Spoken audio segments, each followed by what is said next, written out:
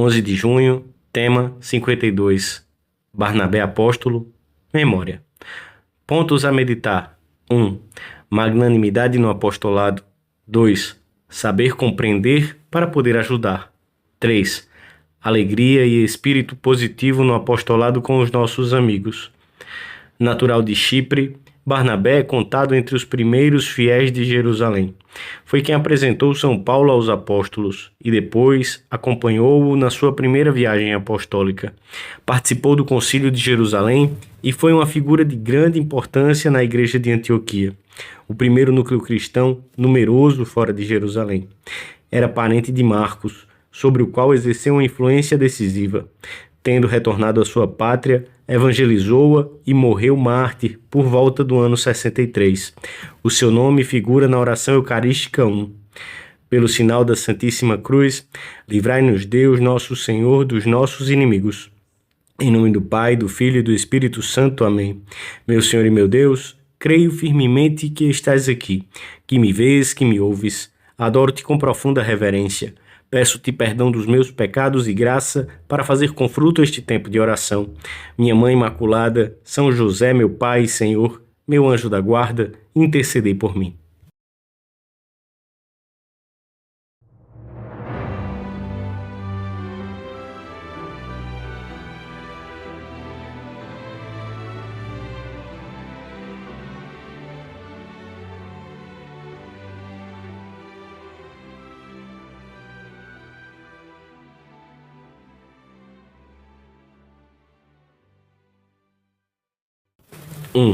Barnabé significa filho da consolação, e foi o sobrenome dado pelos apóstolos a José, levita e cipriota de nascimento, pelo seu espírito conciliador e pela sua simpatia, segundo comenta São João Crisóstomo. Depois do martírio de Estevão e da perseguição que se seguiu, alguns cristãos chegaram até Antioquia e lá propagaram a fé cristã. Quando os apóstolos tiveram notícia em Jerusalém das maravilhas que o Espírito Santo realizava nessa região, resolveram enviar para lá Barnabé. Profundamente empenhado na expansão do reino, Barnabé quis contar desde o primeiro momento com instrumentos idôneos para empreender aquele imenso trabalho que lhe era confiado, e dirigiu-se a Tarso a fim de convidar Paulo a acompanhá-lo. Tendo-o encontrado, levou-o a Antioquia. Passaram juntos um ano inteiro nesta igreja e instruíram uma grande multidão. Narram os Atos dos Apóstolos. Barnabé soube, pois, descobrir no recém-convertido aquelas qualidades que o levariam a transformar-se, pela graça, no apóstolo das gentes. Pouco tempo antes, apresentara Paulo aos apóstolos de Jerusalém, no momento em que muitos cristãos continuavam a ter receio do seu antigo perseguidor. Em companhia de São Paulo, Barnabé realizou a primeira viagem missionária, que tinha por objetivo a ilha de Chipre.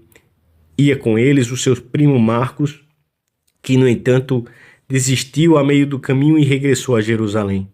Quando São Paulo projetou a segunda grande viagem missionária, Barnabé quis novamente que Marcos os acompanhasse, mas Paulo achou que não devia ser admitido um homem que se tinha separado deles na Panfilha e não os tinha acompanhado naquela tarefa. Produziu-se uma forte dissensão entre ambos, de sorte que se separaram um do outro. Barnabé não abandonou seu primo Marcos, talvez então muito jovem, depois daquela defecção em que as forças lhe falharam.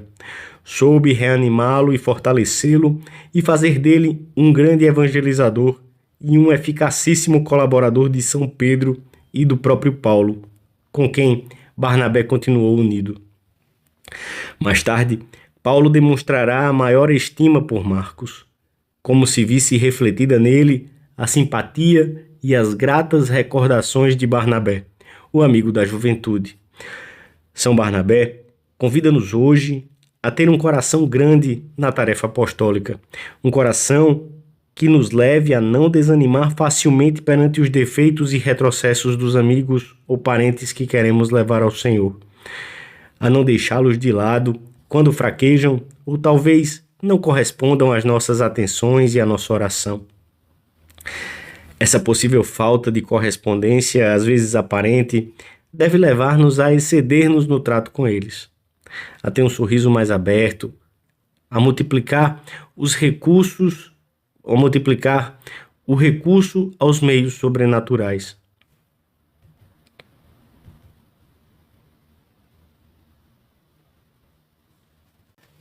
Dois. Ide e pregai dizendo: aproxima-se o reino dos céus, curai os enfermos, ressuscitai os mortos, limpai os leprosos, expulsai os demônios. Este mandato do Senhor, que lemos no Evangelho da Missa, deve ressoar no coração de todos os cristãos. É a missão apostólica que cada um deve empreender pessoalmente no lugar onde se vai desenvolvendo a sua vida. A cidade, o bairro, a empresa, a universidade. Encontraremos mortos que teremos de levar ao sacramento da penitência para que recuperem a vida sobrenatural.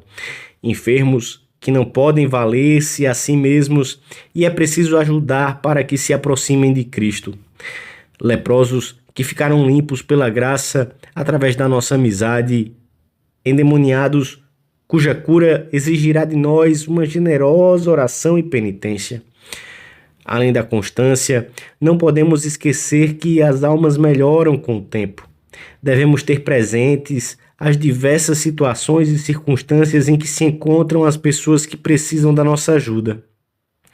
Sabemos que Barnabé era um homem bom, que mereceu o sobrenome de Filho da Consolação e levou a paz a muitos corações.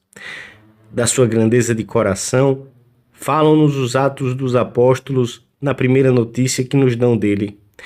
Possuía um campo, vendeu-o e levou o preço e depositou-o aos pés dos apóstolos.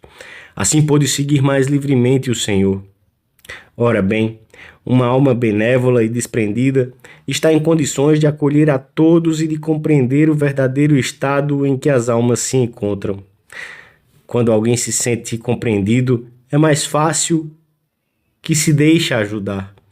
A melhor arma do cristão na sua ação apostólica é precisamente esta atitude aberta, acolhedora, a única que sabe captar a fundo a situação dos outros, pois ninguém pode ser conhecido a não ser em função da amizade que lhe tem. Para compreender, é preciso olhar os outros pelo ângulo das muitas coisas positivas que têm e ver as suas faltas somente no contexto de boas qualidades reais ou possíveis, e com o desejo de ajudá-los. Procuremos sempre olhar as virtudes e as coisas boas que vemos nos outros e tapar-lhes os defeitos com os nossos grandes pecados, aconselhava Santa Teresa de Jesus. E São Bernardo exortava vivamente: ainda que vejais algo de mal no vosso próximo, não o julgueis num instante, antes desculpai-o no vosso interior. Desculpai a intenção, se não puderdes desculpar a ação. Pensai que a terá praticado por ignorância, por surpresa ou por infelicidade. Se a coisa for tão clara que não possais dissimulá-la, mesmo então procurai pensar assim e dizei no vosso íntimo: a tentação deve ter sido muito forte. Temos que aprender do Senhor a saber conviver com todos, a não levar muito em conta as faltas de correspondência, de educação ou de generosidade daqueles que nos rodeiam, fruto muitas vezes da ignorância, da solidão ou do cansaço. O bem que pretendemos realizar está acima dessas ninharias que, encaradas na presença de Deus, deixam de ter importância.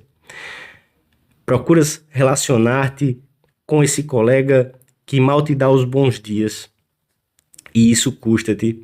Persevera e não o julgues. Deve ter os seus motivos. Da mesma maneira que tu alimentas os teus para rezar mais por ele em cada dia. Esses nossos motivos têm a sua origem e o seu centro no sacrário. 3. Salmodiai o Senhor com a cítara, ao som do saltério e com a lira, com a tuba e a trombeta. Elevai aclamações na presença do Senhor Rei. É possível que alguns cristãos, à vista de um ambiente afastado de Deus e perante modos de vida tíbios ou escandalosos, naqueles que deveriam ser exemplares, se deixem levar por um zelo amargo. Procuram fazer o bem, sem dúvida, mas lamentam-se continuamente do mal que prolifera. Reprovam a cada instante a sociedade e aqueles que, no seu entender, deveriam tomar medidas drásticas para atalhar esses males. O Senhor não nos quer assim. Ele deu a sua vida na cruz com serenidade e paz por todos os homens. Seria um grande fracasso se os cristãos adotassem uma atitude negativa em face do mundo que devem salvar. As primeiras gerações que seguiram Jesus Cristo estavam cheias de alegria, apesar das frequentes tribulações que tiveram de sofrer. Quando São Lucas, nos Atos dos Apóstolos, se propõe a fazer um resumo das pequenas comunidades que iam aparecendo por toda parte, diz que a igreja se fortalecia e caminhava no temor do Senhor e aumentava em número com o consolo do Espírito Santo. É a paz do Senhor que nunca nos faltará se o seguirmos de perto. É a paz que devemos dar a todos. Imitando o Senhor, devemos fugir das atitudes condenatórias, severas, com travos de amargura. Se nós, cristãos, viemos trazer a alegria ao mundo, como podemos julgar os outros se não temos os elementos de juízo necessários e, sobretudo, se ninguém nos deu essa missão? A nossa atitude diante de todos deve ser sempre de salvação, de paz, de compreensão, de alegria, mesmo diante daqueles que num momento ou noutro possam ter nos tratado injustamente. Compreensão, caridade real. Quando a tiveres conseguido de verdade, terás o coração grande para com todos, sem discriminações, e viverás também com os que te maltratam. O conselho de Jesus: vinde a mim todos os que andais abatidos, e eu vos aliviarei.